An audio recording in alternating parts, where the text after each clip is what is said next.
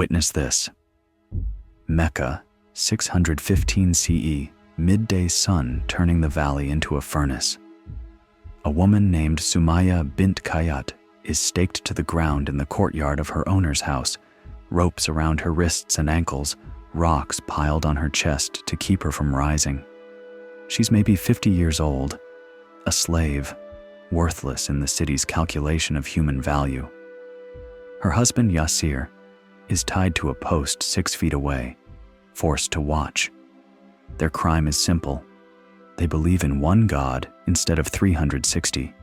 They refuse to renounce a merchant named Muhammad who preaches in the shadows. Abu Jahl, the city's enforcer, stands over Sumaya with a spear. He's asked her 3 times to say the old gods are real.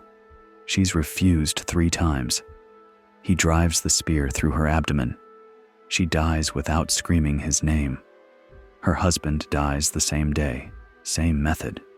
Their son, Ammar, watching from the corner where they're keeping him, breaks and says whatever they want to hear.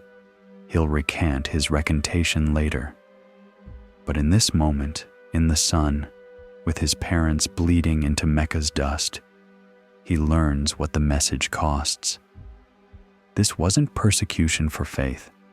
This was cost-benefit enforcement. Say the right words, worship the right idols, keep the pilgrims coming, keep the money flowing, and you live. Refuse, and they make an example that everyone can see. Before we dive into these forgotten stories of survival and suffering, if you enjoy the hidden truths of history, hit like, subscribe, and tell me in the comments where you're listening from. To understand why Mecca's elite were torturing grandmothers over theology, you have to understand what Muhammad's message was actually threatening. And it wasn't souls, it was the business model. Cairo, 1349, and a man named Ibn Battuta walks through streets where the markets have gone quiet. He's 45, covered in the dust of 2 decades on the road, carrying a journal that's become his only permanent possession. Behind him, plague pits line the city walls, bodies in white wrappings waiting for burial crews that can't keep pace with the dying. The Black Death has cut Cairo's population by half in a matter of months. But Ibn Battuta isn't here for the plague.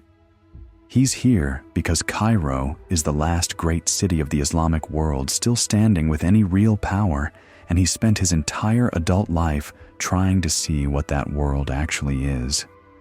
24 years of travel, 75,000 miles from Morocco to China and back, every major city in the Islamic Empire, or what's left of it. And everywhere he's gone, he's found the same pattern. The call to prayer echoing from minarets, the same Quranic verses carved into stone, the same laws, the same rituals, the same claim to universal truth. But nowhere, in any city, any palace, any court, has he found the center. Because there isn't one. The Abbasid Caliphate died when the Mongols sacked Baghdad 90 years ago. The caliph they've installed here in Cairo is a figurehead with no army and no authority beyond the next city wall. The Islamic world in 1349 exists everywhere and nowhere, unified in prayer, fractured in power, and incapable of answering the simplest question a believer might ask: who speaks for Islam? Ibn Battuta stands in the courtyard of a mosque, hand on a granite column carved with verses promising eternal truth, and realizes the empire he's been documenting has already ended. It just hasn't stopped moving yet. To understand how one message became 50 competing powers, you have to go back 700 years, to a cave outside Mecca, to the night one man heard something that would crack the world in half. The cave is called Hijra, cut into the rock face of Mount Jabal al-Nur, 2 miles from Mecca proper. It's 610 CE and the man inside is named Muhammad, 40 years old, wrapped in a cloak against the night cold, alone because he can't stand to be in the city anymore. Mecca below him, is maybe 5,000 people organized around a cube-shaped shrine called the Kaaba, packed with 360 tribal idols that pilgrims come to worship and pay for the privilege. The city's entire economy runs on this arrangement. Pilgrimage traffic, caravan trade, services for travelers who need to venerate their particular god and move on. Muhammad is a merchant, married to a wealthy widow named Khadija, established enough to have opinions and no power to enforce them. And his opinion, the one that's driving him into caves to think, is that the system is broken at the root. The gods don't answer prayers. The rich crush the poor. Tribes slaughter each other over insults that should be forgotten by morning. Infant daughters are buried alive because families can't afford the dowry shame of having too many girls. And everyone just accepts it as the way things are, the way things have always been, the way the gods want it. Muhammad is having what we'd call a crisis of meaning in a cave at night, because the world he knows doesn't make sense and he can't fix it. Then something happens. The sources call it the angel Gabriel. Muhammad's own words, transmitted through his wife later, describe it as a presence that grabbed him, crushed his chest, and commanded him to recite words he'd never heard before. Read in the name of your Lord who created man from a clot of blood. Read, and your Lord is most generous. He runs down the mountain, convinced he's losing his mind, possibly dying, maybe possessed. He finds Khadija, and the first words out of his mouth are, "Cover me, cover me. I thought he would kill me." This is not a prophet receiving a beautiful revelation.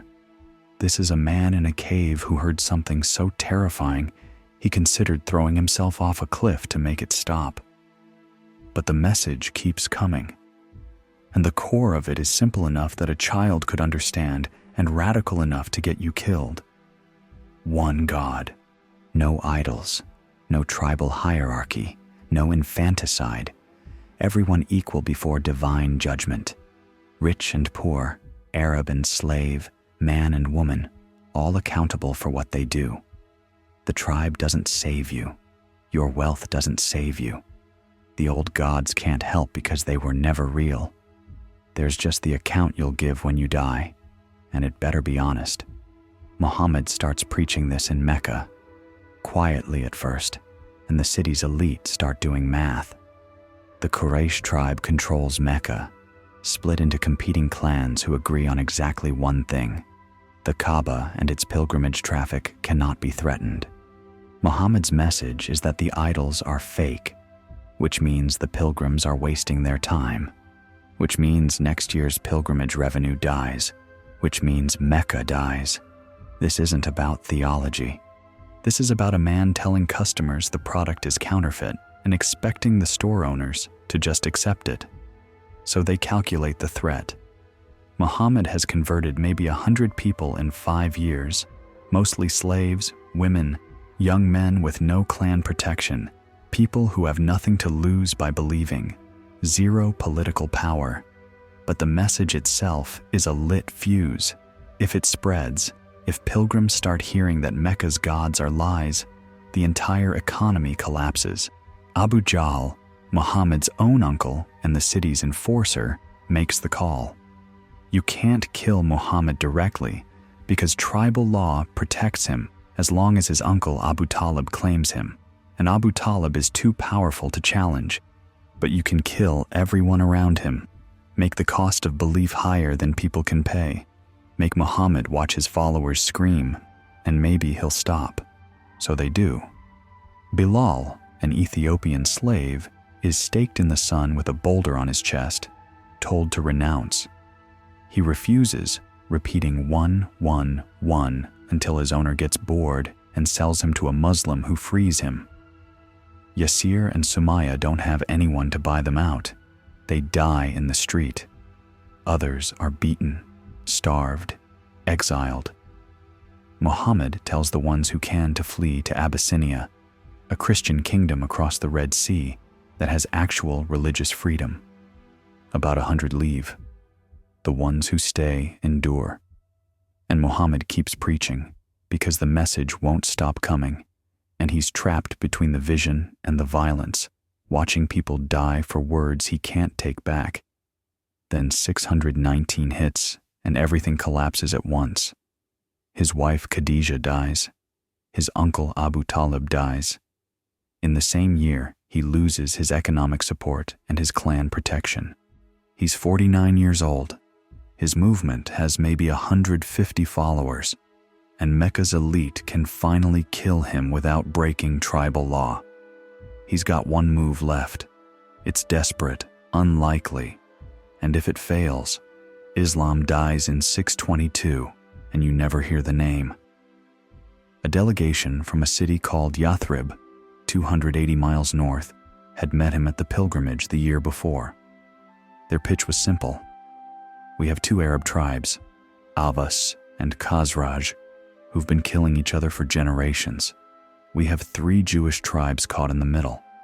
The blood feuds are endless, and everyone's exhausted. Come arbitrate. We'll protect you. They're not inviting a prophet. They're hiring a consultant. Their city is a murder spiral, and they need someone neutral enough to make peace stick. Muhammad looks at his options, does the math, and takes the contract. He tells his followers to leave Mecca in small groups, quietly, heading north. He waits until Abu Jahl and the Quraysh leadership are planning his assassination, then slips out at night with his closest companion, Abu Bakr. They hide in a cave called Thar, 3 miles south of Mecca, while search parties pass close enough to hear breathing. The legend says a spider web formed across the entrance, a dove nested there, and the searchers assumed no one could be inside. Whether that happened or not, the stakes are real. If they're caught, they die. If they make it to Yathrib, they might survive. If they survive, the message survives. If the message survives, everything that comes after becomes possible. They make it. 10 days through hostile desert, arriving in Yathrib in September 622. The Islamic calendar starts here, year 1, because this is the moment Muhammad stops being a preacher and becomes a state builder. The migration, the Hijra, is the hinge. The Muslims who come with him from Mecca are called muhajirun, emigrants, refugees with nothing but the faith that got them exiled. The locals who convert are called ansar, helpers, and they're taking a massive gamble because sheltering Muhammad means war with Mecca. First thing Muhammad does is write a constitution, actual document, multiple copies, distributed to all parties. The Constitution of Medina. It's a treaty that organizes the city into a multi-faith political community. Muslims, Jews, pagan Arabs, all defined as one ummah, one political body, with Muhammad as arbiter of disputes. Clause 14, the one that'll haunt the future, says the Jews of Banu Auf are a community with the believers. To the Jews their religion, and to the Muslims their religion. Religious pluralism, legal equality, mutual defense. First Islamic state, multi-faith constitution, pragmatic politics over purity. Hold that thought, because it doesn't last. Muhammad builds a mosque with his own hands, laying mud bricks in the sun, creating the first permanent Islamic space. He establishes market rules, bans predatory lending, sets up wealth redistribution between the Meccan refugees and Medina locals. He's building a society. But the threat from Mecca hasn't disappeared. It's intensified, because now Muhammad controls the northern trade route. Meccan caravans heading to Syria have to pass near Medina. He can strangle their economy or force conversions with trade blockades. The Quraysh elite see the math and prepare for war. Abu Sufyan, the Meccan leader, organizes a 1,000-man army to crush Medina before Muhammad gets strong enough to survive. It's 624. Muhammad has maybe 300 men who can fight. Most of them are merchants, farmers, former slaves, not soldiers. He's 52 years old and he's never commanded an army. Mecca is coming with trained warriors, 3-to-1 advantage, and if Muhammad loses, everyone who believed dies with him. But there's a man who joined Islam 6 months earlier, a convert who'd spent his entire career fighting Muslims and just switched sides when he read the momentum. His name is Khalid ibn al-Walid, and at a place called Badr, 80 miles from Medina, with control of the wells and a defensive position, Muhammad's 300 are about to face Mecca's 1,000. This is where Islam either dies or becomes inevitable, and the man who decides it isn't the prophet. It's the most dangerous killer in Arabia who just decided God might be real after all. The story you learned says Islam spread by the sword, rapid conquest, unstoppable force converting millions. Here's what actually happened first. Islam nearly died by the sword in March 624 at a place called Badr, when Muhammad had to win a battle against an army 3 times his size or watch everything burn.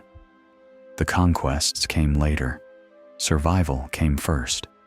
And survival required a level of desperation and unlikely mathematics that changes the entire picture of what this movement was. Badr sits in a depression 80 miles southwest of Medina, named for the 3 wells that made it valuable in a landscape where water meant everything. Muhammad's scouts had reported a Meccan caravan returning from Syria, loaded with trade goods, vulnerable. He took 313 men, according to the sources, though the exact count matters less than the ratio. The plan was simple: raid the caravan, seize the goods, hurt Mecca's economy, prove that Medina could strike back. But the caravan's leader, Abu Sufyan, got word of the threat and sent riders to Mecca screaming for help. The Quraysh elite mobilized 1,000 men, 700 camels, 100 horses, full armor, professional fighters. They weren't coming to protect a caravan. They were coming to end this problem permanently. Abu Jahl, the man who'd ordered Sumayya's execution, led the force. His calculation was clean: crush Muhammad, slaughter his followers, and the one God message dies in the desert where it belongs.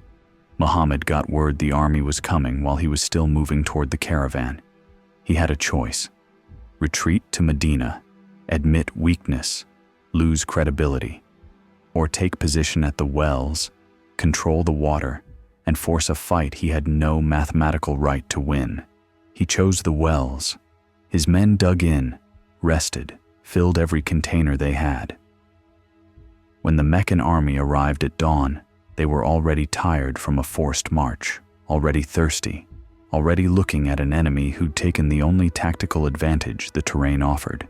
The temperature was climbing toward 110 degrees. The sun was murder. And Abu Jahl, looking at 300 men dug in at water, made the decision that ended his life. He attacked. The battle opened with single combat, the old Arab tradition where champions from each side fight before the armies engage.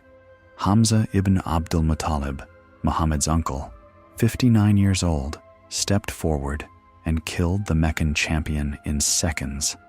It was a signal. The Meccans charged, confident in numbers, and ran straight into a defensive position that turned their cavalry advantage into a killing box. Dust, heat, bodies piling up, the math reversing in real time. Abu Jahl took multiple wounds, went down, died with his face in the sand, still convinced this couldn't be happening.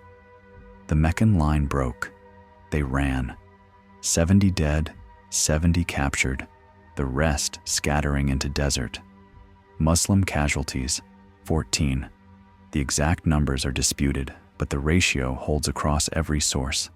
Catastrophic Meccan defeat, minimal Muslim losses, and the theological interpretation wrote itself. Angels fought beside them, the Quran says in Surah 3:123. Whether you believe that or not, the strategic result was concrete. Medina survived. Mecca's invincibility shattered, and Muhammad had proven something worse than military victory. He'd proven he might actually be right. But the proof didn't end the war. It escalated it. Mecca came back a year later with 3,000 men, better prepared, and a cavalry commander named Khalid ibn al-Walid, who understood what Badr had taught. Don't charge prepared positions. Flank them. At Mount Uhud, March 625, Khalid did exactly that. Muhammad's 700 men started winning, broke the Meccan infantry, then made the mistake every undisciplined force makes. They abandoned position early to loot the bodies. Khalid saw the gap, led his cavalry around the flank, hit the Muslim archers from behind, and turned victory into rout. And Muhammad took wounds to his face, lost a tooth, rumors spread he was dead. The Muslims scattered. The Meccans won decisively, and then made the fatal error. They didn't press, didn't march on Medina, didn't finish it. They declared victory and went home, satisfied they'd avenged Badr. That restraint cost them everything.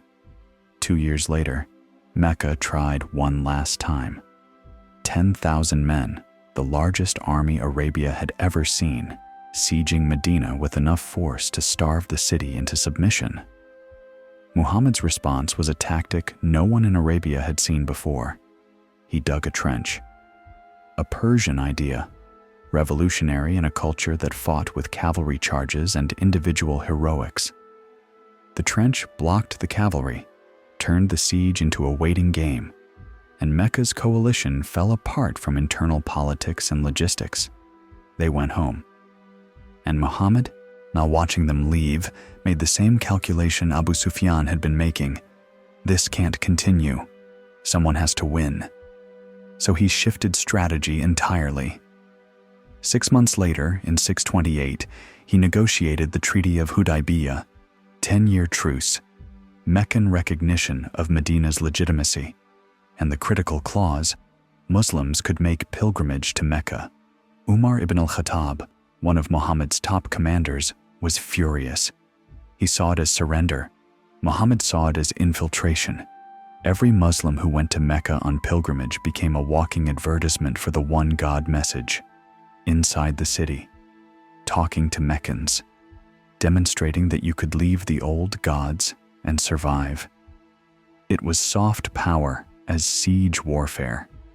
And within 2 years, the conversions inside Mecca had shifted the math permanently.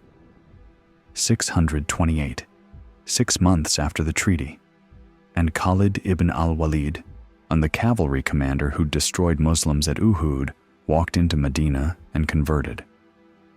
He was 38 years old, spent his entire adult life fighting Islam, and looked at the momentum and made the smart bet. This wasn't faith. This was pattern recognition. Muhammad gave him the title Saif Allah, Sword of God, and the man who'd crushed Muslims became the weapon that built the empire.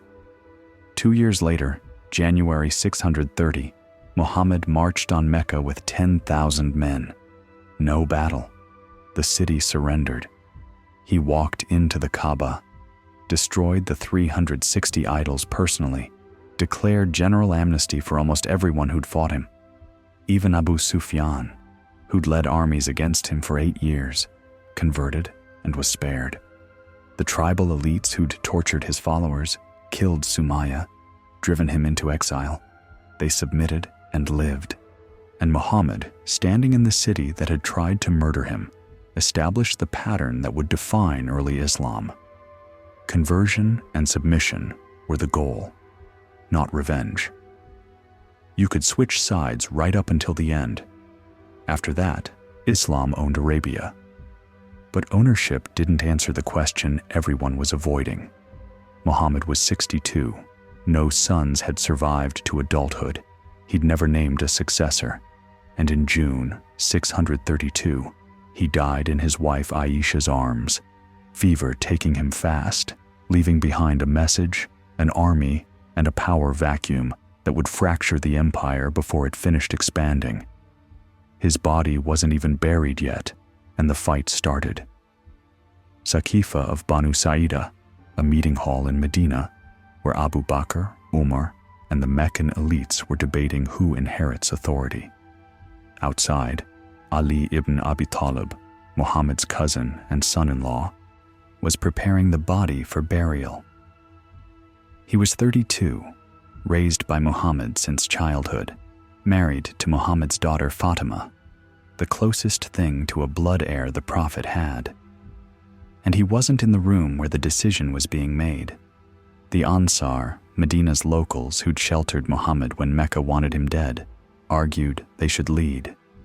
The Muhajirun, the Meccan emigrants who'd suffered for the faith first, said leadership belonged to Quraysh. Abu Bakr was Muhammad's oldest companion, father of Aisha, respected, competent. Umar stood up and made the choice before consensus formed. He grabbed Abu Bakr's hand and pledged allegiance. Others followed. By the time Ali arrived, Abu Bakr was caliph, successor, and the decision was done. Ali was furious, refused to pledge for 6 months, and until his wife Fatima died, and continuing the fight meant civil war. He submitted. But the resentment, the belief that leadership should have stayed in Muhammad's bloodline, that anger didn't disappear. It froze. And 24 years later, it would explode into permanent schism. First, Abu Bakr had a more immediate problem. The second Muhammad died, tribes across Arabia started leaving Islam. The logic was clean. We pledged to Muhammad personally. He's dead. Contract over. The Ridda, the apostasy wars, 632 to 633. Abu Bakr's response was uncompromising. Islam isn't a personal contract. It's permanent. Submit or die. He sent Khalid ibn al-Walid to enforce it. 12 months, thousands dead, forced reconversions, and Arabia was unified again under Medina's authority. But Khalid didn't stop at the border. He looked north, at the Byzantine Empire and the Sasanian Persian Empire, two superpowers that had just finished 26 years of total war against each other. Both were exhausted. Both had unpaid troops, empty treasuries, populations crushed by taxes that funded imperial ambitions no one cared about anymore. Both had religious minorities, Monophysite Christians, Jews, Zoroastrian heretics, who were oppressed by the state church. And both had left their southern borders undefended because who threatens Rome or Persia from the Arabian desert? Khalid saw the opportunity and took it. Damascus, 634. Byzantine city, 100,000 people, massive walls, garrison watching Khalid's 18,000 approach and thinking these desert raiders will starve before they breach anything. They were calculating based on old models. Khalid's army wasn't raiding. It was conquering, and it had learned logistics from watching empires operate. 6-month siege, the city fell, and Khalid didn't stop. Syria, Palestine, Egypt, the entire Byzantine East began collapsing faster than anyone thought possible. August 636, Battle of Yarmouk. Byzantine Emperor Heraclius sent 80,000 men to retake Syria. Khalid had 25,000. 6 days of fighting in brutal heat. Then Khalid's cavalry trapped the Byzantine army against a ravine, and the collapse was total. Thousands trampled to death trying to retreat, the Byzantine position in the Levant destroyed in a week. Heraclius withdrew to Constantinople and reportedly said farewell. Syria, what an excellent land this is for the enemy. The speed is the thing that doesn't make sense until you see the incentive structure. And Byzantine and Sasanian taxes were 60 to 70% of harvest, funding wars that never ended and didn't benefit anyone except the imperial elite. Muslim tax, the jizya for non-Muslims, was 10 to 20%, with religious communities allowed to keep their own laws and leaders. If you're a Syrian Christian farmer, the math is simple. Pay Rome 70% and get persecuted for being the wrong kind of Christian, or pay the Arabs 20% and practice your faith however you want. The conquest succeeded because they were cheaper to live under. This wasn't forced conversion. This was better governance, and populations welcomed it. Persia fell the same way. Battle of Qadisiyah, 637, the Sasanian army destroyed. Ctesiphon, the Persian capital, captured the same year. By 651, the last Sasanian emperor was dead, killed in hiding, and the empire that had stood for 400 years just stopped existing. Not conquered and occupied, erased and replaced. Khalid ibn al-Walid conquered more territory in 5 years than Alexander the Great managed in 10, personally led over 100 engagements, never lost a battle. He was 48 years old, undefeated, and the biggest threat to the caliphate's future. Because generals this successful don't stay loyal to civilian authority. They become the authority.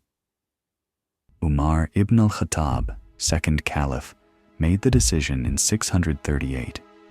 He fired Khalid, sent a letter removing him from command, publicly, humiliatingly. The stated reason: people are starting to worship you instead of God. Your success is dangerous. The real reason: a general this powerful was one bad decision away from coup. Khalid's reported response was submission. I fought for God, not for Umar. If he dismisses me, I accept it. He retired to Homs, Syria, lived in a small house, and died in 642, age 52, in bed, with no wealth and no power. The man who built the empire, thrown away the second he became inconvenient. And Umar's calculation, brutal as it was, proved correct. Because 20 years later, when the caliphate fractured into civil war, there was no Khalid to hold it together by force. The empire kept expanding, but the center was already cracking. Umar was assassinated in 644 by a Persian slave with a personal grievance. The selection process for the third caliph was fractured from the start. Uthman ibn Affan I, a member of the Umayyad clan, Meccan elite, competent administrator, and he immediately made the mistake that would get him killed. He gave governorships and positions to his relatives. Nepotism as administrative strategy. It worked for logistics. It destroyed his legitimacy. Ali's faction watched Uthman hand power to the same Meccan families who'd fought Islam for decades, and the resentment built until 656, when rebels from Egypt stormed Medina and murdered Uthman in his house while he was reading the Quran. Ali, finally, became the fourth caliph, 24 years after he should have been first, and immediately, civil war. The Battle of the Camel, December 656, outside Basra. Aisha, Muhammad's widow, the woman in whose arms he died, led an army against Ali. She commanded from a camel at the center of the formation, and the battle was named for it. Muhammad's wife versus Muhammad's cousin, fighting over who had the right to lead Muslims, and 13,000 men died answering a question the Prophet had never clarified. Ali won. Aisha was captured, unharmed, sent back to Medina with respect. But the real fight wasn't at Basra. It was in Damascus, where the governor of Syria was making a calculation that would split Islam forever. Muawiyah ibn Abu Sufyan, son of the man who'd led Meccan armies against Muhammad, governor of Syria for 20 years under Uthman, competent, ruthless, and watching Ali's shaky claim to authority with professional interest. Muawiyah refused to recognize Ali as caliph until Uthman's murderers were punished. Ali couldn't punish them without losing the support of the Egyptian rebels who'd put him in power. Stalemate turned to war. July 657, Siffin, on the Syria-Iraq border. Ali brought 100,000 men. Muawiyah brought 80,000. 8 days of skirmishing, then full battle, and Ali's forces were winning when Muawiyah's men raised Qur'ans on their spears and shouted, "Let God's book decide between us." It was a tactic, transparent, brilliant. Ali's hardcore faction wanted to keep fighting, said God's judgment was clear and Muawiyah was a rebel. Ali chose arbitration. The arbitration failed, no resolution, and the hardliners, furious that Ali had accepted negotiation at all, broke away. They called themselves Kharijites, those who left, and declared both Ali and Muawiyah apostates for trying to decide through politics what God had already decided through revelation. Judgment belongs to God alone, they said, and they meant it. 661, a Kharijite named Ibn Muljam struck Ali with a poisoned sword while he prayed in a mosque in Kufa. Ali died 2 days later. He was 62. His son Hassan briefly claimed the caliphate, then abdicated to Muawiyah to avoid more bloodshed. Muawiyah established the Umayyad Caliphate in 661, moved the capital from Medina to Damascus, and made the decision that formalized the fracture. Succession would be hereditary. His son Yazid would inherit. The faction that believed leadership belonged to Muhammad's bloodline rejected this completely. They became the Shia, the party of Ali, and they watched Yazid inherit in 680 with growing rage. Hussein, Ali's son, Muhammad's grandson, refused to recognize Yazid. He led 72 followers from Mecca toward Kufa, believing the city would support him. He was intercepted at Karbala, Iraq, by a 4,000-man Umayyad force. They cut off access to the Euphrates River. 10 days without water in October heat. On the 10th day, Ashura, they attacked. Hussein and every male relative were killed. His head was sent to Damascus. The women and children were taken captive and paraded through the streets. Karbala crystallized the Shia identity permanently. The righteous leader, the true heir, martyred by corrupt power. It became the defining narrative, replayed in ritual every year. The story of how truth died and tyranny won, and the faithful were called to remember and resist. The Sunni majority accepted Umayyad rule, believed that legitimate authority came through consensus and community practice, not bloodline. The split wasn't just political, it was theological, emotional, and geographically embedded. Sunni West under Umayyads, Shia East, looking toward Ali's descendants, and the question of who had the right to lead Muslims transformed from a debate into a civilizational fault line that would still be killing people 1,400 years later. The Umayyads ruled for 90 years, conquered from Spain to the Indus River, built an empire larger than Rome at its peak. And then in 750, the Abbasid revolution tore them apart. Systematic extermination of the Umayyad family, mass executions, graves desecrated, one survivor fleeing 3,000 miles to Spain to rebuild it all. The new dynasty, the Abbasids, promised a return to true Islamic principles. They started with genocide and called it justice. They moved the capital from Damascus to Baghdad, from Arab center to Persian heartland, and rebuilt the empire's DNA entirely. No longer an Arab military dictatorship, now a cosmopolitan knowledge empire that happened to speak Arabic. And that transformation, that decision to value culture and administration over pure conquest, created the conditions for the Golden Age, but it also guaranteed the empire would never reunify. Because once you've established that power comes from whoever can hold it, that legitimacy is a claim anyone can make. You've opened a competition that never closes. And as the Abbasids learned, you can build the greatest library in the world, translate every Greek text ever written, invent algebra and preserve medicine, and create universities that last 1,000 years. But if you can't answer who speaks for Islam, if 50 different leaders can claim the title and none can enforce it, then your empire is just a franchise operation. Everyone using the brand, nobody controlling it. And that fragmentation, that permanent contest for authority, becomes the structure itself.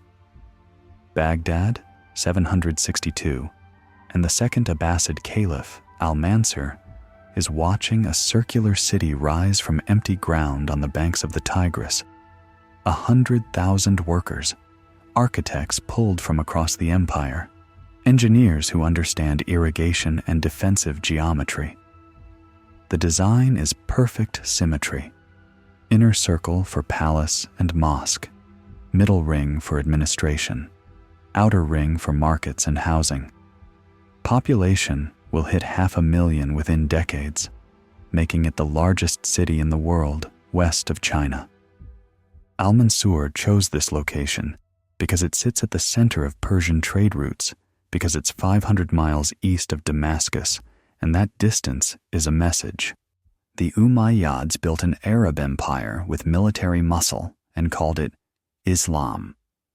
The Abbasids are building something else, a knowledge empire, a cosmopolitan project that happens to speak Arabic but draws from Persian bureaucracy, Greek philosophy, Indian mathematics, and every tradition they can translate. The shift from Damascus to Baghdad isn't just geography, it's civilizational reorientation, and it starts with blood. The Abbasid Revolution in 750 wasn't a reform movement, it was extermination. Abu al-Abbas al-Safa, the bloodshedder, first Abbasid Caliph, hunted every Umayyad he could find and killed them publicly. Dozens, then hundreds. They dug up Umayyad graves to desecrate the corpses. Only one escaped, Abd al-Rahman, grandson of the Caliph, who ran 3,000 miles to Spain and built a rival caliphate that would last 3 centuries. But in the east, the Abbasids controlled everything, and they promised a return to true Islamic principles while governing like Persian kings. The coalition that put them in power was Persian Muslims who'd been treated as second class under the Arab Umayyads, Shia supporters who thought the Abbasids would give Ali's line authority, and anti-Umayyad factions who just wanted the old elite destroyed. What they got was a new dynasty that centralized power even harder, appointed Persian administrators, and kept the Shia waiting for justice that never came. The promise was purity. The delivery was pragmatic imperialism with better PR. But something else happened in Baghdad that changed the calculus of what an Islamic empire could be. And Harun al-Rashid, 5th Abbasid Caliph, had 2 sons. Al-Amin, the older, born to an Arab mother, groomed for traditional rule. Al-Mamun, the younger, born to a Persian slave concubine, given a scholar's education and a military command in Khorasan. Harun tried to split the empire between them, writing succession documents that divided territory. He died in 809 on campaign, and the brothers immediately went to war. 4 years of civil war, Baghdad besieged, starved, partially burned. Al-Amin lost his head in 813. Al-Mamun walked into the capital's ruins at age 27 and asked a question no caliph had seriously considered before. What if Islam could be rational? Here's what he understood. The empire was politically fractured and militarily overstretched. Holding territory by force was getting expensive and unpredictable. But intellectual authority, cultural dominance, that could survive anything. If Baghdad became the center of all knowledge, if Arabic became the language of science and philosophy, if Islamic civilization meant advanced learning instead of just religious orthodoxy, then the empire's influence would outlast any military defeat. It was soft power as strategic doctrine, and al-Mamun invested everything in it. He established the House of Wisdom, Bait al-Hikmah, in Baghdad around 830. Not a single building, but a network of libraries, translation bureaus, observatories, and research centers. The directive was simple: translate everything useful into Arabic and pay translators in gold by the weight of books completed. Greek philosophy, Indian mathematics, Persian astronomy, medical texts from every tradition. Bring it all in, make it Arabic, and improve it. The scholars who showed up weren't all Muslim. Hunayn ibn Ishaq, a Nestorian Christian, led the translation of Galen and Hippocrates, turned Greek medicine into Arabic medical science. The Banu Musa brothers, 3 siblings obsessed with mechanics and geometry, wrote treatises on engineering that influenced architecture for centuries. Al-Khwarizmi developed algebra, the word itself from Arabic al-Jabr, and his name became algorithm. Ibn al-Haytham worked on optics and essentially invented the scientific method: hypothesis, experimentation, verification, centuries before Europe formalized it. The work wasn't just preservation, it was advancement. They took what the Greeks had done and pushed it further. Surgery, pharmacology, astronomy, mathematics, all accelerating in Baghdad, while Europe was fragmenting into feudal territories that burned books and called it piety. Al-Mamun's other innovation was paper.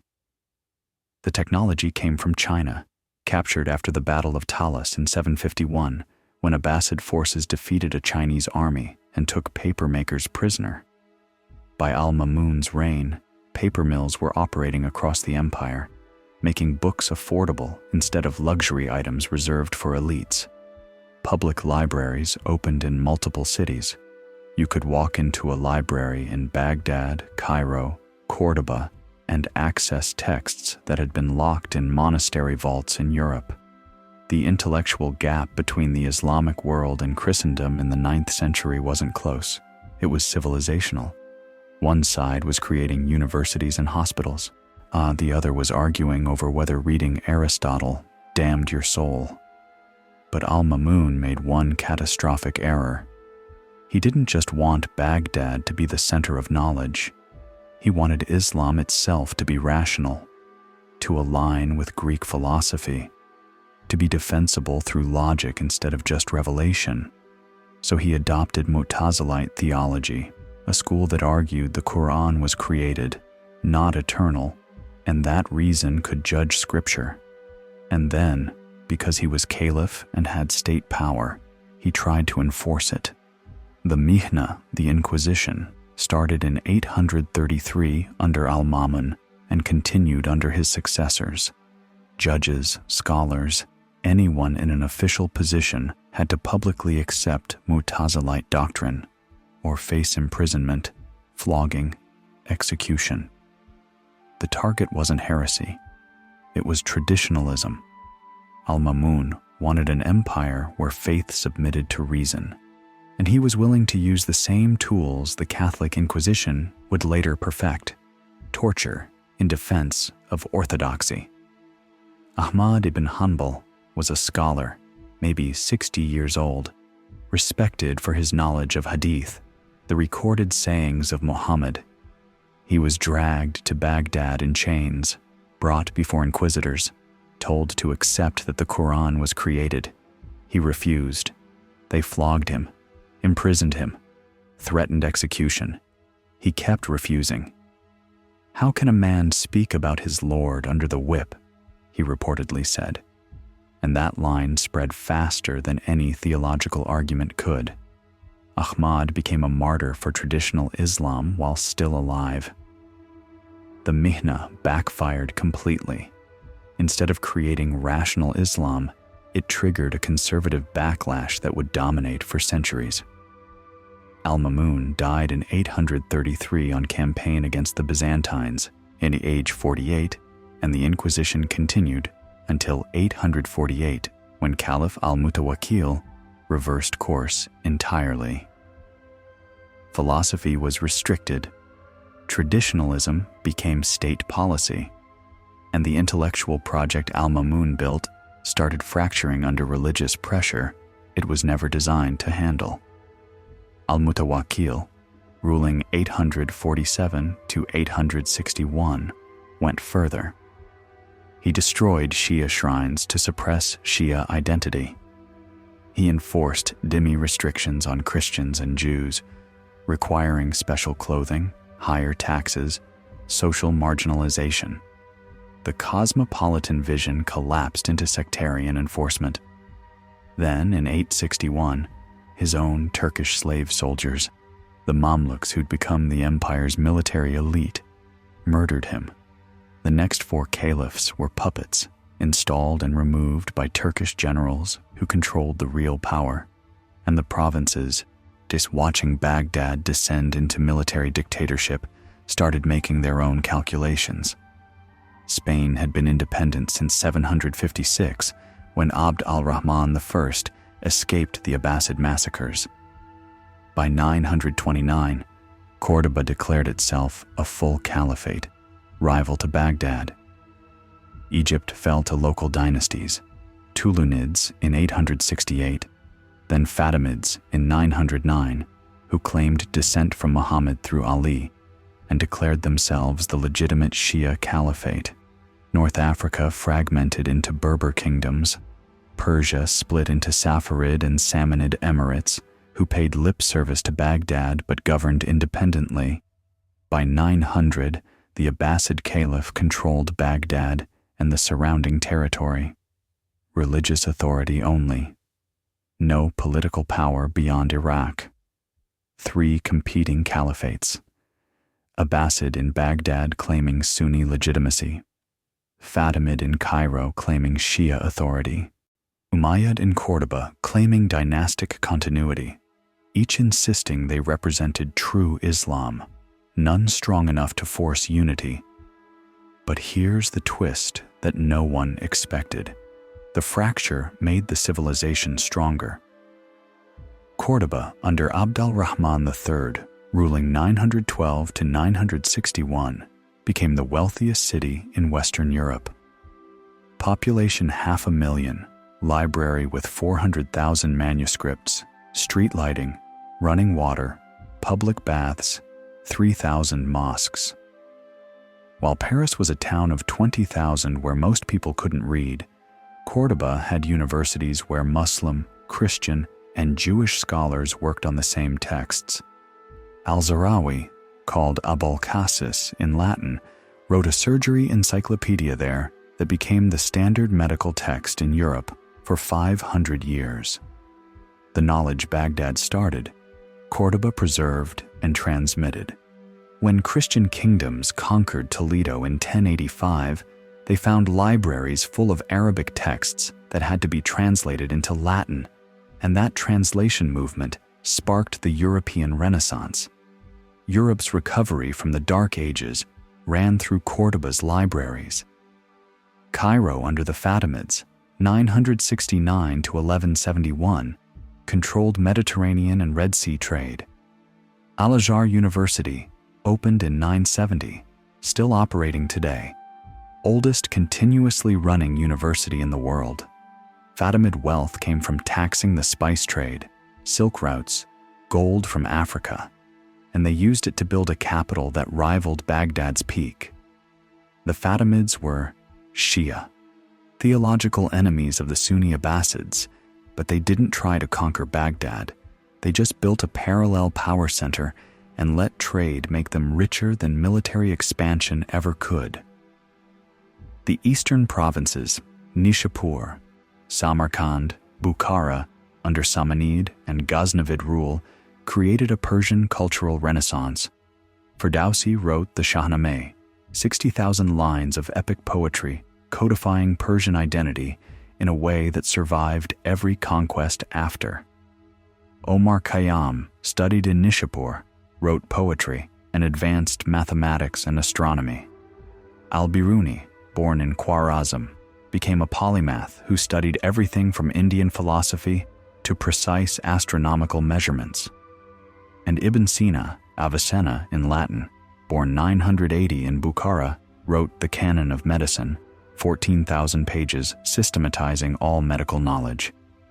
It was used as the primary medical text in Europe until the 1650s, 650 years of influence from one man's work. None of these places were controlled by Baghdad. They were Islamic in culture, language, trade networks, and religious practice, but politically independent. And that independence meant they could specialize. Cordoba focused on medicine and philosophy. Cairo dominated trade. Nishapur excelled in mathematics and astronomy. Baghdad preserved theology and law. No single city could do it all. Together, they created the richest, most advanced civilization on earth. But together was cultural, not political. There was no mechanism for unity, no shared military command, no coordinated response to external threats. Each city, each emirate, each sultanate operated independently. And when the threat came, when the Mongols arrived, there was no empire to defend, just a collection of cities that couldn't help each other even if they wanted to. The threat announced itself in 1218 in a city called Otrar on the edge of the Khwarezmian Empire, modern Kazakhstan. A Mongol trade caravan arrived carrying goods and diplomatic messages. The governor, a man named Inalchuk, accused them of spying and executed the merchants, seized the goods, sent the bodies back.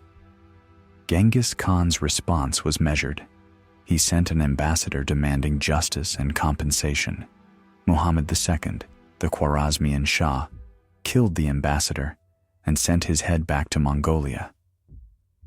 That decision ended his empire. Genghis Khan had unified the Mongol tribes in 1206, conquered northern China, and built a military machine that operated on principles no settled civilization understood. Total war, complete destruction of resistance, offers of peace if you submit immediately. If you resist, extermination, no exceptions, no negotiations after the first offer. The Mongol invasion of the Khwarezmian Empire started in 1219 with 200,000 troops. Cities that surrendered were spared, taxed, and integrated. Cities that resisted were erased. Bukhara, the center of Persian Islamic scholarship, was sacked. Libraries burned, scholars killed. Samarkand fell. Nishapur resisted, killed a Mongol general, and the retaliation was methodical genocide. Accounts claim 1.7 million dead, which is certainly exaggerated, but the city was depopulated so thoroughly it never recovered to its former size. Merv, Balkh, Herat, all the cities that had created the Eastern Islamic Golden Age, destroyed within 2 years. The Khwarezmian Shah fled, died in hiding. His son Jalal ad-Din fought on, but was eventually defeated. And the Mongols, having annihilated one of the largest Islamic empires, and destroyed the agricultural infrastructure as they left. Irrigation systems built over centuries deliberately wrecked. Farmland turned to desert. The population collapse in Persia and Central Asia was so severe it took until the 20th century to recover to pre-Mongol levels. Genghis Khan died in 1227. The invasion paused. The Islamic world, what remained of it, had 30 years to prepare for what came next. They couldn't, because there was no central authority to coordinate defense. The Abbasid Caliph in Baghdad had no army. The Seljuk Turks who actually controlled military power were fragmented into rival sultanates. Egypt was stable under the Ayyubids, Saladin's dynasty, but focused on crusader threats from the west. No one was watching the east. And in 1253, Genghis Khan's grandson Hulagu was given a mandate: conquer the Middle East, destroy the assassins, the Nizari Ismaili state that operated from mountain fortresses in Persia, then take Baghdad, then Egypt, eliminate Islamic political power permanently. Hulagu spent 3 years systematically destroying the assassin fortresses. Alamut, their main stronghold, fell in 1256. He executed the assassin leadership, burned their libraries, and moved on Baghdad. In 1257, he sent envoys with an ultimatum. The Caliph al-Mustasim had ruled for 16 years, peacefully, focused on patronage of arts and scholarship. He'd never faced a real military threat. His advisors assured him Baghdad's reputation would protect it. 500 years as the center of Islamic civilization, the city where the Abbasid caliphs resided. No one would dare. Hulagu's message was explicit: submit and be spared, resist, and not even the birds will survive. Al-Mustasim consulted his military commanders, who were confident their 50,000 troops could hold the walls against any steppe army. They were calculating based on traditional siege warfare, where defenders with fortifications had massive advantages. They weren't calculating for Chinese engineers with counterweight trebuchets and a Mongol commander who'd spent his entire life studying how to destroy cities efficiently. Al-Mustasim chose resistance, sent a delegation to negotiate. Hulagu executed them. The caliph tried to flee, was captured, and in January 1258, Hulagu's siege engines moved into position around Baghdad. 150,000 Mongol troops, plus allied Christian Georgian and Armenian forces, who joined specifically to attack the Muslim capital. The siege would last 13 days. The destruction would last a week. And when it ended, the Abbasid Caliphate, 508 years old, would be extinct. The House of Wisdom, with its accumulated centuries of knowledge, would be ashes. The Tigris would run black with ink from burning books, witnesses claimed, probably exaggeration, but the scale was real. And al-Mustasim, who thought his title would protect him, would learn exactly how much divine authority mattered to a man who'd already destroyed empires and wasn't remotely impressed by religious claims. The trap was complete. An empire that had fractured into cultural brilliance and political weakness. Cities rich in knowledge, poor in coordination. A caliph with authority over nothing but the idea of authority itself. And a Mongol army that had already proven it could erase civilizations and didn't care whether your city had the world's best libraries or not. If you resisted, you died. The offer was on the table one time. Submit immediately or face extermination. There was no third option, no negotiation, no reprieve. And Baghdad, confident in 5 centuries of prestige, chose door number 2. February 1258, and Hulagu's siege engines are in position, the trebuchets loaded, the assault troops waiting for the walls to breach. Inside the city, 1 million people, maybe more, still believing this will somehow resolve through diplomacy or divine intervention. Al-Mustasim in his palace with the treasury, he thinks will buy him mercy. The libraries and mosques and markets and schools that represent everything Islamic civilization built. And outside the walls, a commander who's about to teach the empire what the end of the world looks like. January 29th, 1258, dawn, and the siege ring around Baghdad is complete. Hulagu Khan's forces have been tightening for weeks, cutting supply lines, damming sections of the Tigris to flood defensive positions, and now the noose is closed. 150,000 Mongol troops plus Georgian and Armenian Christian auxiliaries who've joined specifically to destroy the Muslim capital. The city's eastern wall faces the main Mongol encampment, where Chinese engineers are assembling siege equipment that Baghdad's defenders have never seen before. Counterweight trebuchets, and massive wooden frames that can hurl 300-pound stones with precision. Incendiary weapons, naphtha-based compounds that stick to wood and burn through water. The technology gap isn't close, it's catastrophic. But inside the walls, Caliph al-Mustasim's commanders are still confident this will resolve through negotiation, or that the walls, standing for centuries, will hold against desert nomads who don't understand real warfare. Hulagu is 40 years old, grandson of Genghis Khan, and he's spent the last 5 years methodically destroying every fortress and city that resisted his advance. The assassin strongholds in the mountains, Alamut and its satellite castles, all gone. The Nizari Ismaili state that had terrorized the region for a century and a half, erased in 18 months. He's systematic, patient, and utterly uninterested in Baghdad's historical significance. The city has value if it submits. If it resists, it's just another target.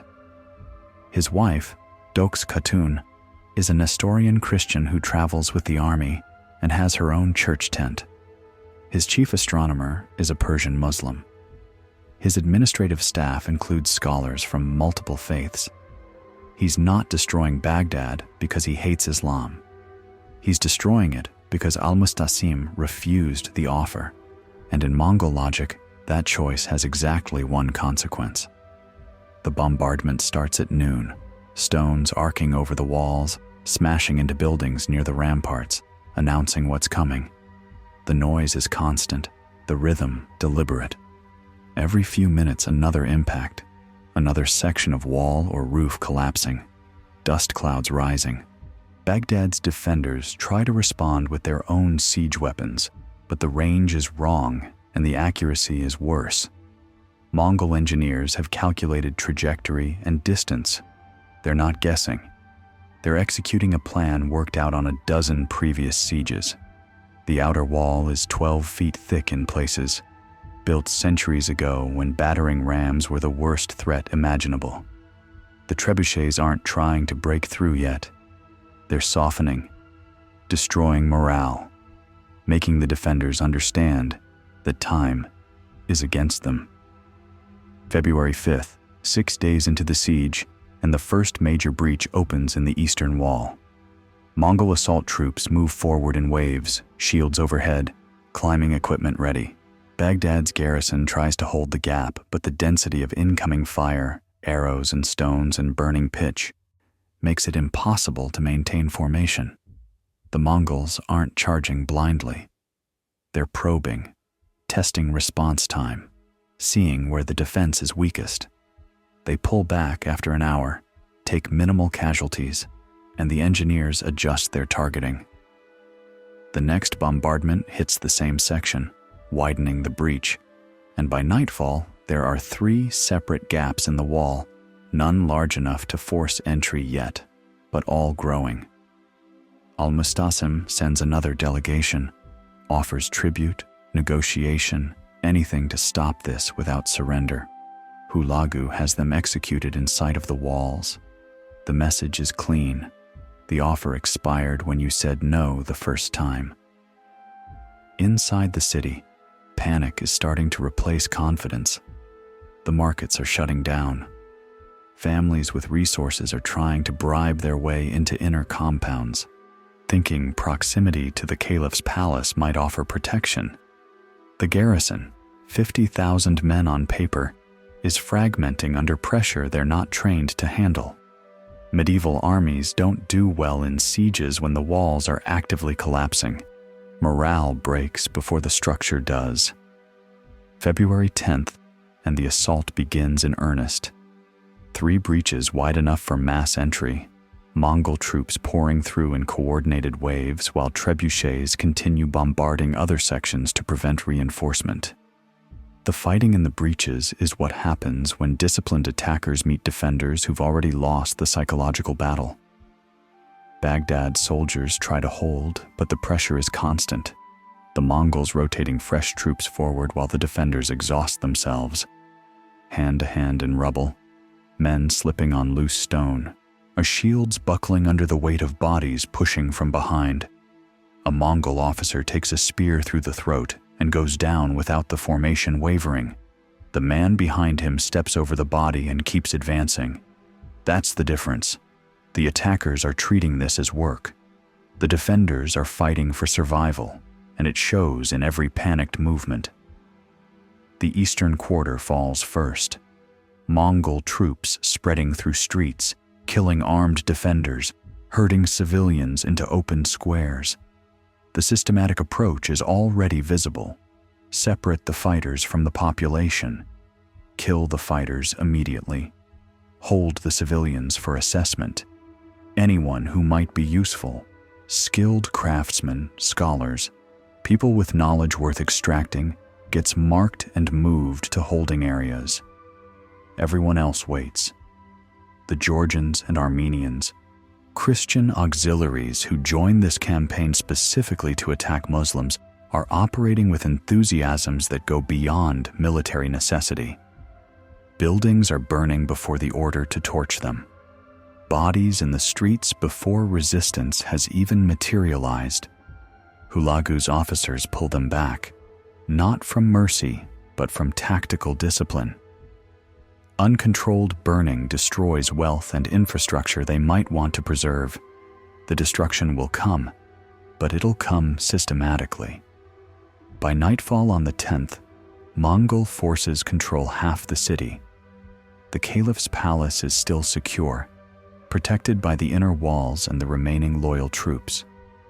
Al-Mustasim is in his private chambers with his closest advisors, and the conversation has shifted from how do we win to how do we survive. One advisor suggests offering the treasury, every piece of gold and jewelry accumulated over 5 centuries of Abbasid rule. Another suggests the caliph's personal submission, public humiliation if necessary, anything to stop what's happening outside. Al-Mustasim agrees to everything, sends messengers to Hulagu offering total surrender, access to the treasury, his own abdication if required. The messengers reach Mongol lines and deliver the offer. Hulagu's response is to continue the assault. The time for surrender was 2 weeks ago. Now there's only consequences. February 13th, and the inner palace falls. The caliph's personal guard, maybe 2,000 men who'd stayed loyal when everyone else ran, make a final stand at the palace gates and last perhaps an hour. They're not fighting to win. They're fighting because surrender means witnessing what comes next, and dying now is cleaner. Mongol troops push through, and the palace that represented 5 centuries of Islamic political authority is breached in the same methodical way everything else fell. Room by room, corridor by corridor, soldiers checking each space for resistance or wealth. Al-Mustasim is found in an interior chamber, 36 years old, wearing ceremonial robes like the performance still matters. He's brought before Hulagu in the palace courtyard, surrounded by Mongol officers and Christian priests who've been traveling with the army. The conversation, as transmitted through multiple sources with variations, goes something like this. Al-Mustasim tries to negotiate, offers the treasury, offers his submission, invokes his authority as caliph, shadow of God on earth, leader of the faithful. Hulagu listens without expression, then asks to see the treasury. The caliph leads them to the vaults, and it's exactly what you'd expect from 500 years of accumulated wealth. Gold, silver, jewels, artifacts, religious texts illuminated in gold leaf, everything an empire collects when it's rich and stable and convinced its prestige is permanent. Hulagu's reported words, probably filtered through layers of translation and political rewriting, but the sentiment feels accurate. You had this wealth and hired no soldiers. You built no walls worth defending. You collected gold instead of armies. So eat it now. The execution method is disputed across sources. One version says al-Mustasim was wrapped in a carpet and trampled by horses, on the Mongol tradition for killing royalty without spilling blood. Another says he was locked in his treasury and starved to death, surrounded by the wealth he'd valued over military preparation. Either way, the design was humiliation. The last Abbasid caliph in Baghdad, the man who claimed divine authority over Muslims from Spain to India, dies powerless and mocked, and there's no funeral, no burial with honors, no recognition of the office he held, just disposal. Then, the massacre begins in earnest, the week-long killing that sources describe in numbers so large they strain belief, but the pattern is consistent enough to reconstruct what happened. Mongol forces divided Baghdad into sectors and swept through systematically. The directive was clear: kill every Muslim, spare Christians, they're under Dokes Khatun's protection, spare skilled craftsmen who can be enslaved and used. Everyone else dies. Street by street, house by house, soldiers going through the city like they're clearing a field. The killing is industrial, not rage, not passion, just execution of orders. Men, women, children, elderly, doesn't matter. The accounts talk about streets running with blood, bodies piled so high they block passages, the Tigris turning red from corpses dumped in the river. The exact numbers are unknowable. Modern scholarship estimates 200,000 to 400,000 dead out of a pre-siege population of 1 to 2 million. 20 to 40% of the city killed in a week. The Mongols had done this before in Nishapur, in Merv, in Balkh. This was their standard protocol for cities that resisted. Total destruction as deterrent. Make surrender so obviously the better option that future cities submit immediately. The House of Wisdom burns. Whether deliberately or as collateral, the sources disagree, but the result is the same. Centuries of accumulated texts, Greek philosophy translated into Arabic, mathematical treatises, medical encyclopedias, astronomical charts, historical chronicles, poetry, everything the Abbasid intellectual project created, gone.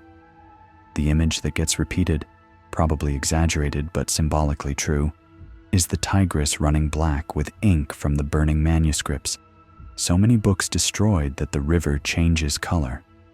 What actually happened is some texts survived because scholars had fled before the siege, carrying what they could. Some libraries in other cities preserved copies.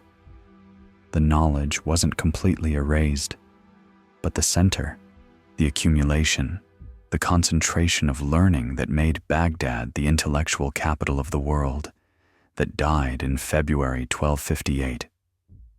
A scholar named Ibn al-Fawati, working as a librarian, was one of the ones marked for preservation. The Mongols wanted administrators who could read and write, people who understood the bureaucratic systems they were conquering. He survived the massacre by being useful. Decades later, he wrote an account of what he witnessed.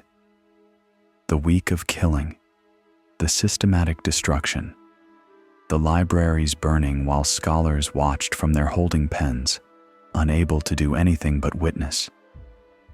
His description of the massacre has the flatness of trauma, listing what happened without emotion, because emotion would make it impossible to record. Streets full of bodies, the smell, the silence after the screaming stopped, the realization that the city you'd lived in your entire life no longer existed in any meaningful sense. The Mongols didn't destroy the entire city. They destroyed the people and the institutions. Buildings that weren't burned could be repaired. The walls could be rebuilt. But the population was dead or fled. The government was extinct. The intellectual culture was scattered. And the economic networks that had made Baghdad rich were severed. What remained was a shell. Hulagu established an occupation government, appointed administrators, left a garrison, and moved on. His next target was supposed to be Egypt, the Mamluk Sultanate, the last major Islamic power. But in 1259, the great Khan Mongol died in China, and Hulagu had to return to Mongolia to participate in succession politics. He left a subordinate, Kitbuka, with 20,000 troops to probe toward Egypt. And that smaller force, that reduced Mongol presence, gave the Mamluks the opening they needed. September 1260, 18 months after Baghdad's fall, and the Mamluks met Kitbuka's force at Ain Jalut in Palestine. 20,000 Mongols against 20,000 Mamluks, a fair fight for the first time because Hulagu wasn't there with the full army. The Mamluk commander, Baybars, used the tactics the Mongols had taught the world. Feigned retreat, lure them into terrain that neutralized cavalry advantage, flank and surround. The Mongol force was destroyed. Kitbuka was captured and executed, and the Mongol expansion into the Middle East stopped permanently, not because they couldn't continue, but because the succession crisis in Mongolia pulled resources away and the Middle East became a lower priority. Hulagu's Ilkhanate, the Mongol state in Persia and Iraq, stayed independent, but didn't expand further west. The Mamluks controlled Egypt and Syria. The Islamic world remained politically divided, but it survived. Hulagu died in 1265, age 48, in his palace in Marageh, Persia, surrounded by the astronomers and scholars he'd collected. He'd built an observatory, commissioned star charts, patronized Persian literature. The destroyer of Baghdad spent his last years acting like a Persian king, promoting culture and learning. The contradiction isn't resolvable. He burned the House of Wisdom and built another library 1,000 miles east. He killed hundreds of thousands of Muslims and employed Muslim administrators. His dynasty, the Ilkhanate, converted to Islam within 2 generations. His great-great-grandson Ghazan, ruling 1295 to 1304, became a devout Muslim and built mosques across Persia. The Mongols conquered the Islamic world and then became Islamic, not through force, through culture, administration, and the simple reality that you can't govern a Muslim population long-term without adopting Muslim institutions. But that transformation came later. In 1258, walking through Baghdad after the killing stopped, the only truth was destruction. The Abbasid Caliphate, established 750, the dynasty that had ruled from Spain to Central Asia, the intellectual center that created algebra and preserved Greek philosophy and built the richest civilization on earth, extinct on 508 years of continuous authority, ended. The caliph dead, without heirs in the main line. The administrative apparatus dissolved, the libraries ash, the population dead or scattered. And the lesson, the one that traveled to every other Islamic city, was brutal in its clarity. Prestige doesn't stop armies. History doesn't protect you. If you resist Mongols, you die. The only question is, how many of you? The accounts from other Islamic cities describe the psychological impact. Damascus, hearing what happened to Baghdad, surrendered immediately when Mongol scouts approached. Cairo prepared for total war, the Mamluks understanding that if the Mongols reached Egypt, it was extinction or victory, with no middle ground. India, watching from the east, reinforced the Delhi Sultanate's borders and built alliances. Every Islamic power learned the same lesson. Military strength was the only authority that mattered now. Religious legitimacy, cultural prestige, historical significance, all of it meant nothing if you couldn't defend your walls. Ibn Battuta, visiting Baghdad's ruins in 1327, 69 years after the fall, described a city half empty, buildings crumbling, markets that once stretched for miles reduced to a few struggling stalls. The population had recovered to maybe 100,000, a fraction of what it had been. The Mongols who governed were Muslim now, but the damage was permanent. The intellectual center had moved to Cairo. The political authority was fractured among a dozen competing powers. And the question that had haunted Islam since Muhammad's death, who has the right to lead, remained unanswered because there was no institution left with enough authority to claim it. The Islamic Empire after 1258 was a network of cities and states connected by language, religion, and trade, but politically independent and often hostile to each other. The Abbasid name survived because the Mamluks in Cairo installed a puppet caliph from a surviving branch of the family, but everyone understood it was theater. The real power was military. Whoever could hold territory by force claimed to represent Islam, and that model, that fractured political reality with shared cultural identity, became the permanent structure. Not an empire, a civilization without a center, unified in prayer, divided in power, and incapable of coordinating defense even when survival required it. The Mongol destruction proved something the Islamic world had been avoiding for centuries. The political unity was already dead. Baghdad's fall just made it official. What survived was the culture, the religion, the trade networks, the scholars who'd fled with their books. Islam as civilization outlasted Islam as empire. But the empire, the idea that one caliph could speak for all Muslims, that died in February 1258 in the ruins of Baghdad. And it never came back. The Mamluks who stopped the Mongols at Ain Jalut in 1260 were slave soldiers, purchased as boys from Central Asian and Caucasian markets, converted to Islam, trained as elite cavalry, and given power by the dynasty they eventually overthrew. Sultan Qutuz led the army that saved Egypt. 3 months after the victory, his general Baibars murdered him on the road back to Cairo and took the throne. That's how the Islamic world's saviors operated. Military competence without legitimacy, power without heritage, and a system so brutal it shouldn't have worked for more than a generation. It worked for 257 years. Baibars ruled Egypt and Syria from 1260 to 1277, and his first political move was theater. He found a surviving member of the Abbasid family who'd escaped Baghdad's destruction, brought him to Cairo, and installed him as caliph. Pure puppet.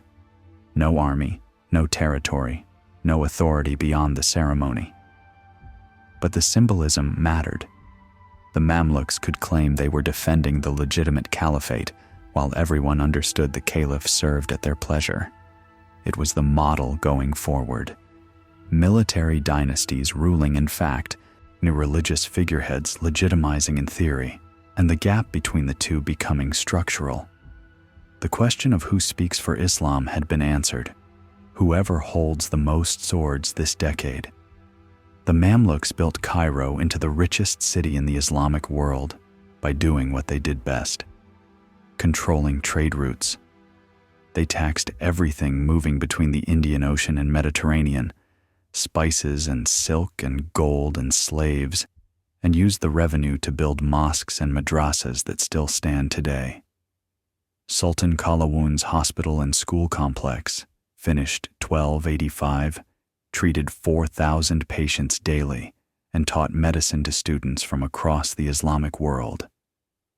The Mamluks who saved Islam from the Mongols were the same ones maintaining slave markets and buying children to perpetuate their system. They preserved Islamic civilization while operating on principles that violated everything the religion claimed to stand for. The contradiction never resolved. It just became normal.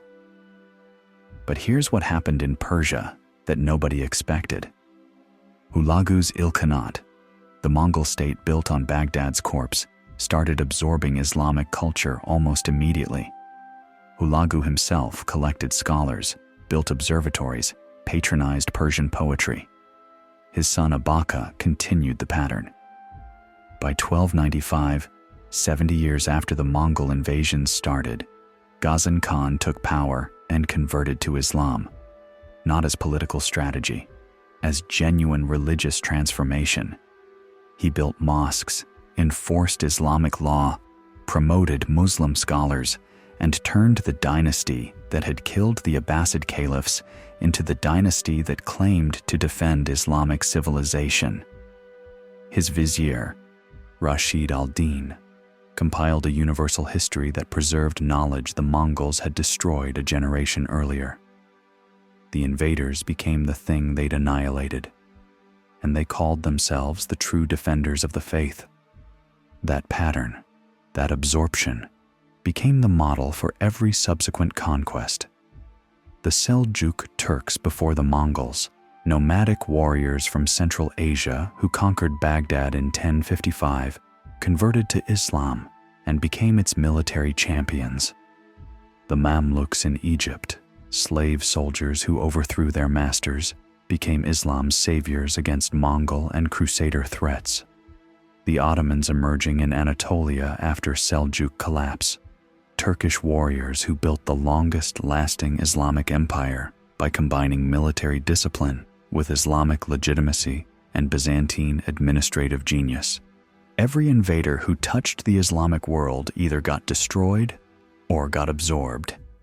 And absorption meant they took the culture, the religion, the intellectual tradition, and tried to claim they represented its pure form while governing through methods that contradicted everything the religion taught.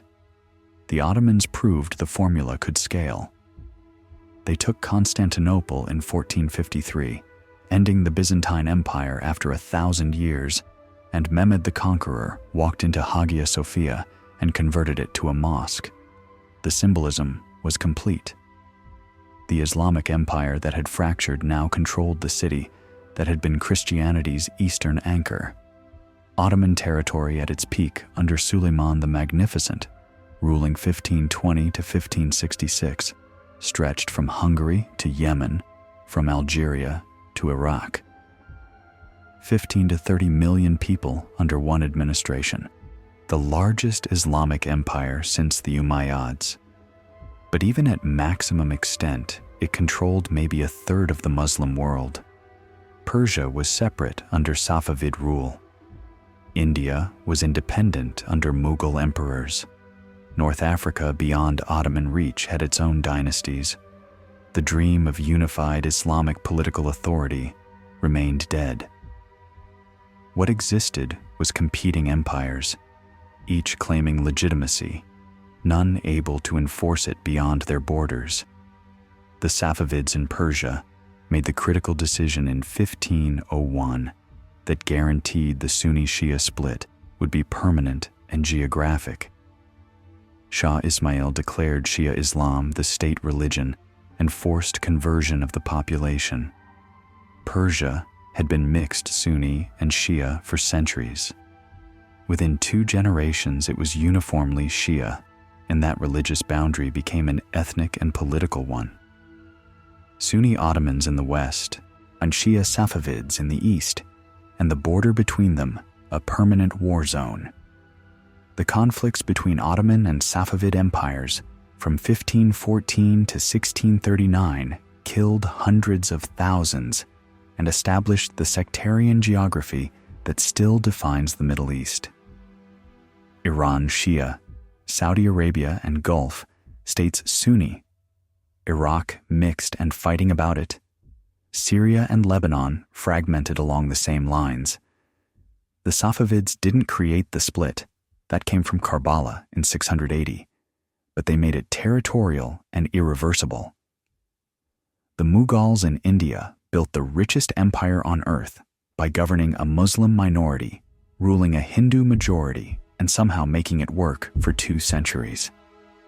Akbar, ruling 1556 to 1605, established religious tolerance as state policy, married Hindu princesses, abolished the jizya tax on non-Muslims, and created a syncretic culture that borrowed from Islam, Hinduism, and Persian tradition. His great-grandson, Shah Jahan, built the Taj Mahal, finished 1653 as a tomb for his wife.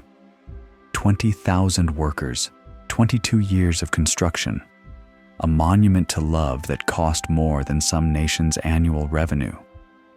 The Mughal economy in 1700 was 25% of global GDP.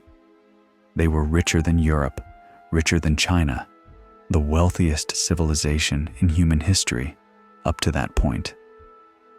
And then the British East India Company, a trading corporation with a private army, started taking territory piece by piece and destroyed them in less than a century. Because while the Islamic empires were consolidating and fighting each other, Europe was changing the rules of the game entirely. The Ottomans failed at Vienna in 1683, and that failure was the signal everyone missed. Ottoman military technology had stagnated. European drill and discipline had advanced. The gap that would become unclosable was already opening. The printing press arrived in the Ottoman Empire in 1727 for Arabic script, nearly 3 centuries after Gutenberg. That lag, that delay in adopting technologies that threatened traditional scribal classes, compounded across every field. Gunpowder weapons, naval architecture, industrial production, scientific method, all areas where Islamic empires had been equal or ahead in 1500, Europe surpassed them by 1700, and the distance kept growing. Napoleon invaded Egypt in 1798 with 25,000 men and crushed a Mamluk army of 40,000 in hours at the Battle of the Pyramids. The Mamluks fought the way their ancestors had fought, to cavalry charges and individual heroics. Napoleon's troops fought in formation with artillery support and disciplined fire. The technological gap was so wide, the battle looked like massacre. The French occupation lasted 3 years before British and Ottoman forces pushed them out, but the psychological damage was permanent. Egypt had been unconquered for centuries. Napoleon took it in weeks, and the speed was more terrifying than the loss, because it proved the gap wasn't closable with traditional methods. The Ottoman Empire tried reforms. The Tanzimat period, 1839 to 1876, attempted modernization, legal changes, military restructuring, education reform, everything needed to catch up with Europe. The reforms were resisted by conservative religious authorities, undermined by corruption, and arrived too late to matter. European powers were already carving spheres of influence. Russia expanded into Central Asia through the 1850s and 1880s, taking Samarkand and Bukhara, the cities that had been centers of Islamic learning. Britain consolidated control over India after the 1857 rebellion, ending Mughal authority completely. The last Mughal emperor, Bahadur Shah Zafar, was tried for rebellion, convicted, and exiled to Burma, where he died in 1862, age 87, a pensioner of the British government.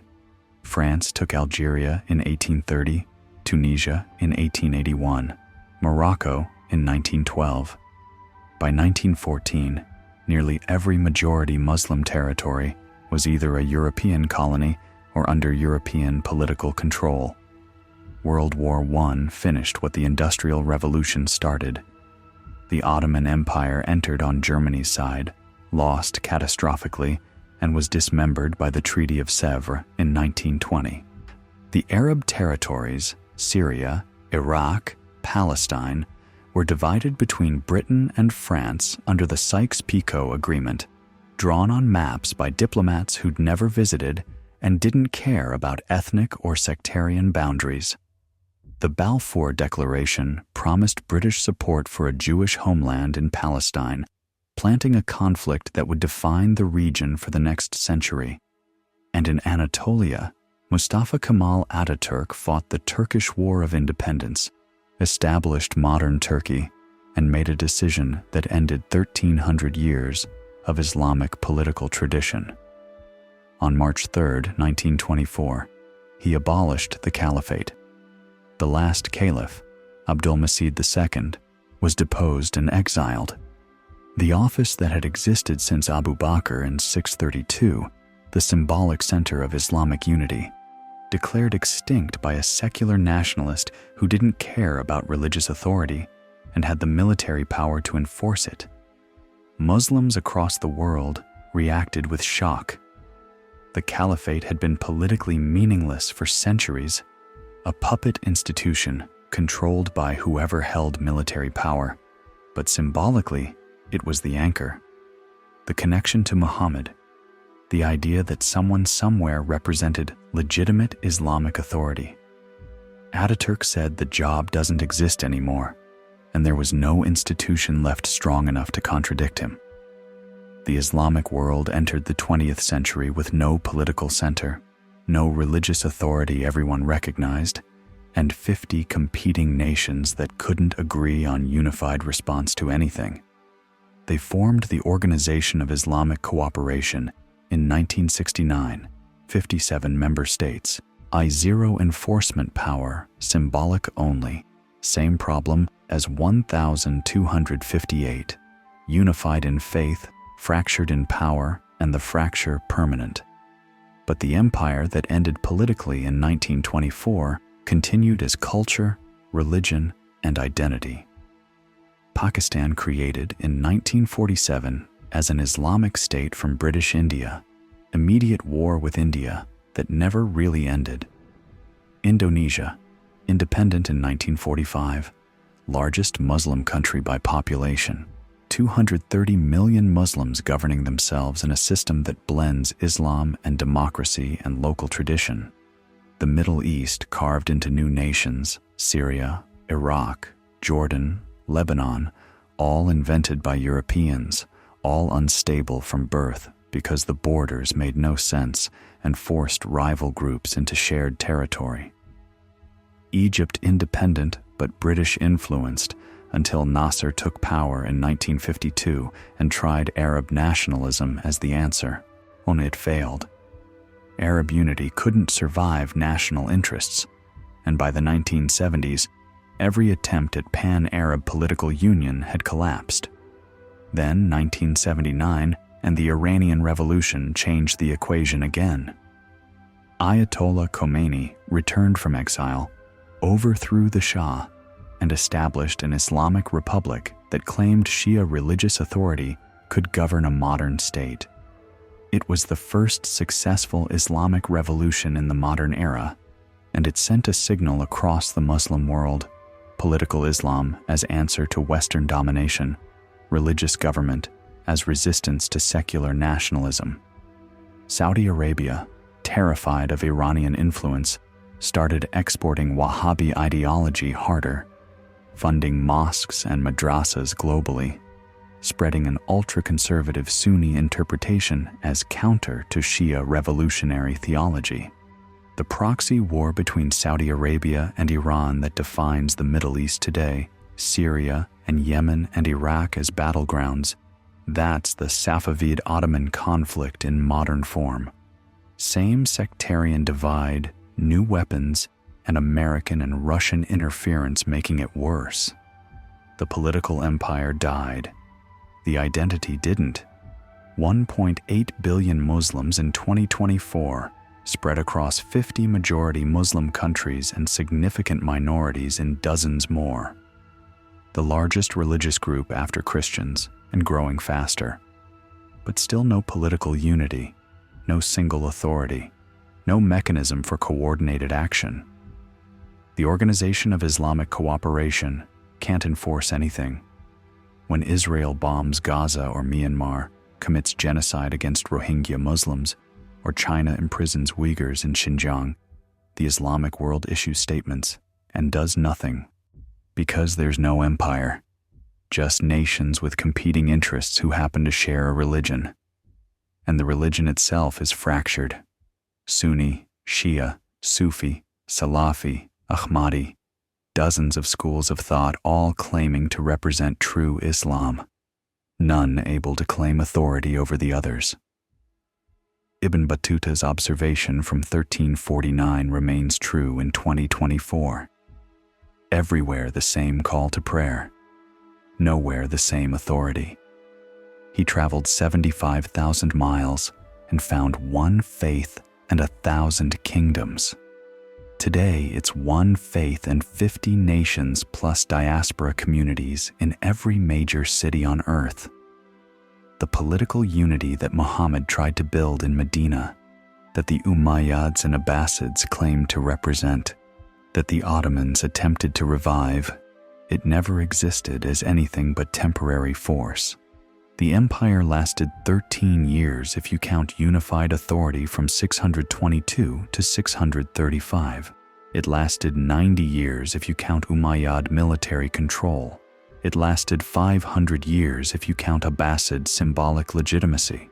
It lasted 600 years if you include the Ottomans.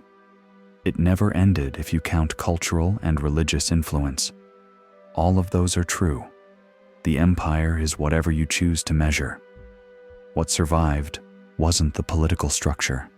It was the intellectual tradition, the legal frameworks, the architectural principles, the literary forms, the mathematical innovations, algebra from al-Khwarizmi, algorithms from his name transliterated, medicine from Ibn Sina's canon used in Europe for 6 centuries, surgery from al-Zahrawi's encyclopedia, the scientific method from Ibn al-Haytham's optics work, universities still operating from Al-Azhar, founded 970 CE, to Al-Qarawiyyin, founded 859.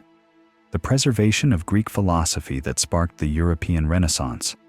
The trade networks that connected 3 continents.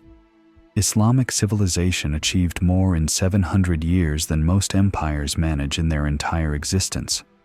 But the political project, the unified Muslim state under one legitimate leader, that died with Ali in 661, and every attempt to resurrect it failed. The empire built on a message. The message was unity, equality before God, justice, accountability. The empire fractured immediately over who owned the message. And that fracture, that permanent argument over interpretation and authority, became the structure. Not a bug, not a failure to implement the vision correctly.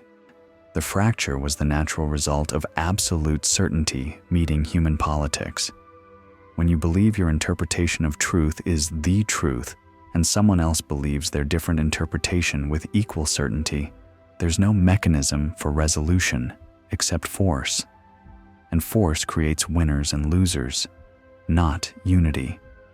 The Islamic Empire proved over 1,000 years that you cannot build permanent political unity on religious authority, because religious authority fractures over interpretation, and interpretation is infinite. The lesson isn't about Islam specifically. It's about any movement that tries to build political power on absolute truth claims. The Catholic Church split into Protestant and Catholic and Orthodox and dozens of competing authorities, each claiming to represent Christ's true church. Communism fractured into Soviet and Maoist and Trotskyist and countless variations, each claiming to be true Marxism. Democracy spreads globally, but every nation implements it differently and claims their version is real democracy. The pattern repeats. The message becomes a movement. The movement becomes power. Power fractures over interpretation, and the fracture becomes permanent. What Islam demonstrated over 13 centuries is what happens when the empire tries to sustain itself on faith alone. It can't. It becomes culture, tradition, identity, and civilization. But it stops being unified political authority. And maybe that's not failure. Maybe that's just what happens when ideas meet reality, and reality refuses to submit. Ibn Battuta died in Morocco in 1368 or 1369, somewhere between 63 and 65 years old, still writing about his travels. His grave is in Tangier, marked but unremarkable. He witnessed the Islamic world at its greatest geographic extent and its deepest fracture. Saw Mecca and Cairo and Delhi and Maldives and Mali and China and everywhere in between. documented a civilization that existed everywhere and nowhere, unified in prayer, divided in power. His account, the Rila, preserved in manuscripts and eventually printed, became one of the great travel narratives in history. And the truth he found, the one he kept returning to in his writing, was that the center didn't exist. The Islamic Empire was a cultural zone, not a political fact. And that zone continues, evolving, arguing with itself, creating brilliance and catastrophe in equal measure, still trying to answer the question Muhammad never solved. Who speaks for Islam? It's the answer, 1,300 years later, is everyone and no one, forever. If you made it this far through 1,000 years of conquest, fracture, and impossible survival, leave a comment telling me which moment hit hardest. Was it Sumaya dying in the dust, Baghdad burning, or the empire that couldn't stop arguing with itself long enough to defend its own capital? And if you want to see how other empires face their breaking point, the next story is already in the works. You know what to do. Like, subscribe, and I'll see you in the next one.